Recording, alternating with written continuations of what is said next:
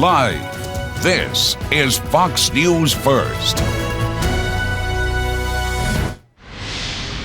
First on Fox, in just 25 minutes from now, the first bells of the new school year will ring for students in Boerne ISD as they get to class. Now, some will be on campus while others are learning virtually. Our Emily Olson is live now at Fair Oaks Elementary, which is in a unique situation.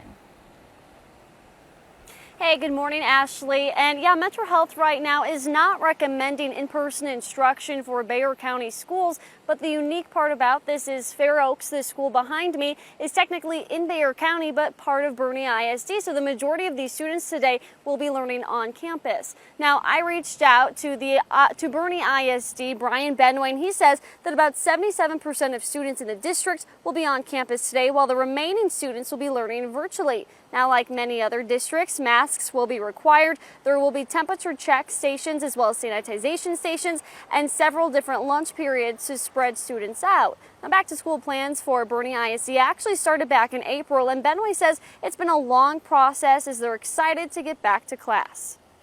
And when you look at all the planning that we put into opening school, it's a lot of people that deserve credit for it. And we're just excited to get everybody back, not only on campuses, but on our e-learning as well.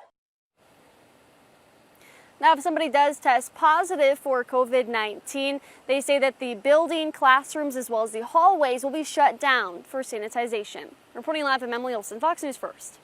I'm Emily Baucom at the Education Desk. Today is the first day of school for kids on the South San School District as well, just not in person.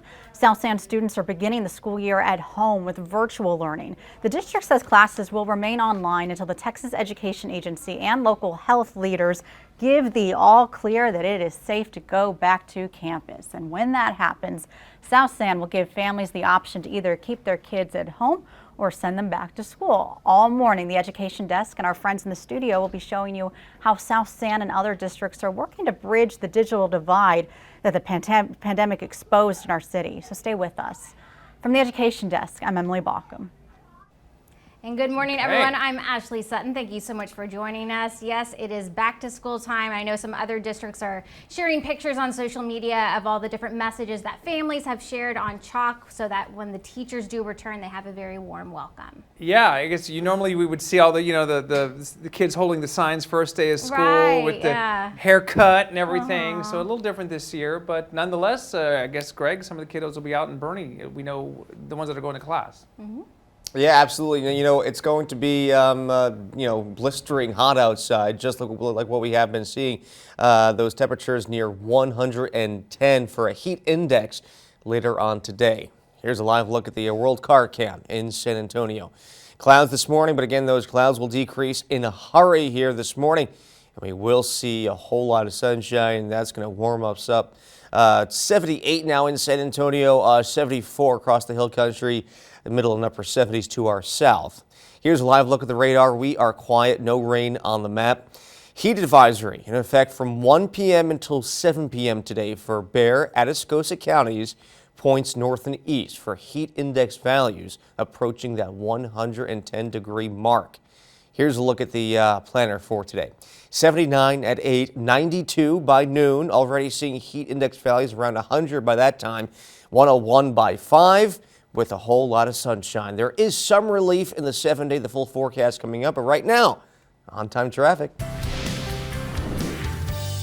Thank you. Good morning, everybody. All right, so right now there's only one accident that remains, and that's going to be here on the east side. So I-35 northbound at Benzingelman is where it occurred, and you already have stop-and-go traffic pretty far along 35. So your alternate route right now I recommend is the frontage road. I'm not seeing slowing there, but it is going to be a 23-minute commute from North Walters to Benzingelman, traveling at 37 miles per hour. So that alternate route might serve you well. All right, folks, I'll be back with more on-time traffic. I knew from overnight at least one person is in critical condition after a fight broke out, and now police are looking for the suspects involved. Police say a man was beaten by several people near Maiden Lane and Lark Street. An off-duty Northeast ISD police officer saw what happened and tried to break it up. That's when one of the suspects pulled a gun and fired shots into the air and then got into a car and drove away. The officer was not injured and able to call 911.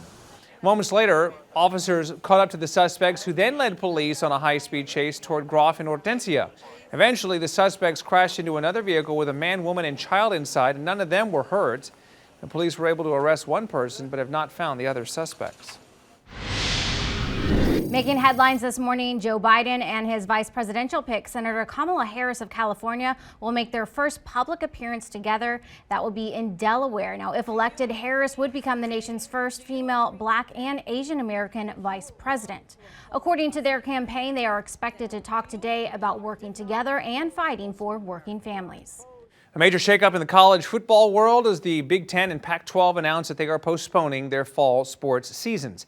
The Big 12, SEC, and ACC at the moment are still planning to go ahead with their seasons.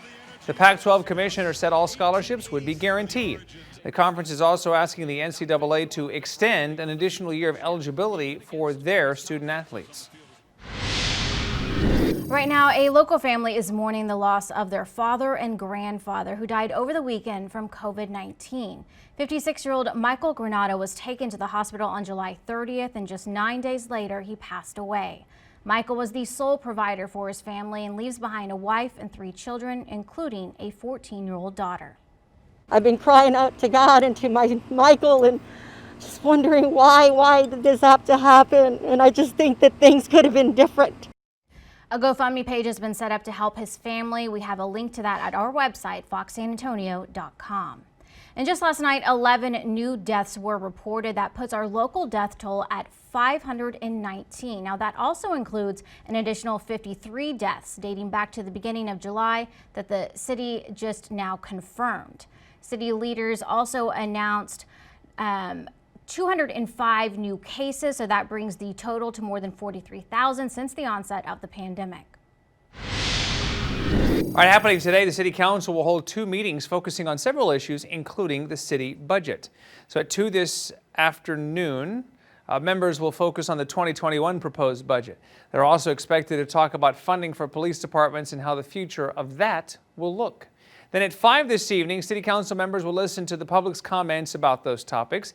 If you would like to speak at that meeting, you can sign up online at sanantonio.gov/agenda and click on the e-comment link.